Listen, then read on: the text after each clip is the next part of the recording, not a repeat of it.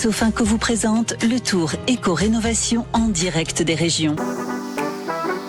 On va essayer de décrypter l'actualité pour permettre à toutes et à tous de mieux se loger et de mieux vivre chez soi. Vous allez répondre à toutes les questions que les Français se posent sur la rénovation énergétique et c'est jusqu'à 20h. Sud Radio et Radio Imo, les vraies voix spéciales logement. Bonjour également Benjamin Barillot, merci d'être avec nous. Vous êtes directeur des opérations de RP France et vous êtes un spécialiste de l'amélioration de l'habitat.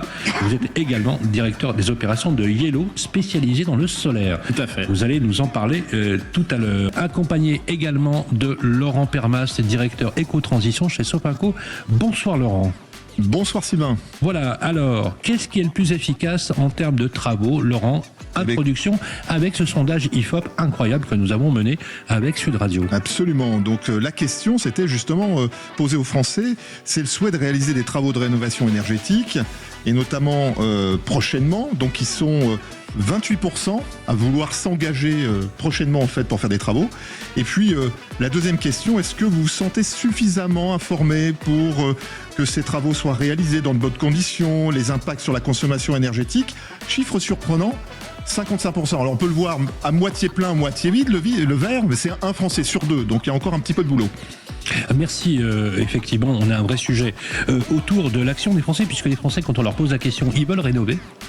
Ils veulent effectivement améliorer leur vie, mais dès qu'ils voient les contraintes administratives, qu'ils voient parfois les budgets, ça les dissuade. Et d'ailleurs, entre l'intention de dire je vais faire des travaux et la réalité, il y a quasiment une décrudescence d'environ les 2/3. Donc on a un vrai sujet. Et d'ailleurs, l'immobilier est devenu, comme je le disais tout à l'heure, le premier poste de dépense des Français. Ils n'ont plus les moyens d'acheter. Quand l'immobilier est un frein, ça touche tous les aspects de la vie, l'emploi, l'accès aux ressources, la culture, l'éducation. Clairement, le logement est devenu un facteur de précarité.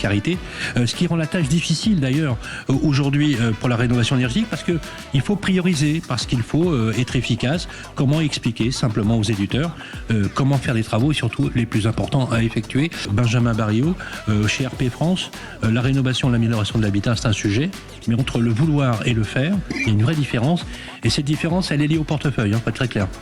Alors oui, tout à fait, c'est un coût, la rénovation de l'habitat. C'est pour ça que nous, les spécialistes, on est là et qu'on accompagne nos clients et nos prospects. On va les accompagner pour auditer également, pour savoir ce qu'ils ont besoin de faire, ce qu'ils doivent faire et ce qu'on peut préconiser. On va les accompagner dans leur démarche aussi administrative pour bénéficier des aides. On en parlait tout à l'heure. C'est un parcours très long et très compliqué. Donc, on va les aider sur ces sujets-là pour que les travaux leur coûtent évidemment le moins cher possible de A à Z. On passe pas non plus par des sous-traitants. Donc, on fait l'audit, on fait les travaux, on fait la maintenance derrière, on les accompagne. Donc, les combles, c'est aussi une solution très rapidement. Justement, un mot. La santé de la maison en priorité, puisque c'est notre santé aussi. Donc je rejoins mes confrères, mes collègues, la santé de la maison en passant par l'isolation, en passant par l'humidité, et puis après sur le chauffage et même sur le solaire pour faire des économies et de l'autoconsommation si possible. Merci beaucoup Benjamin Barillot. Je rappelle, vous êtes directeur des opérations chez RP France.